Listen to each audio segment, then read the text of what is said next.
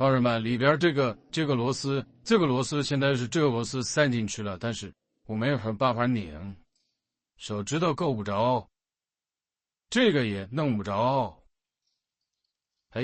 就一拧就打滑，还是解决不了。有什么好的工具可以能弯到这儿来？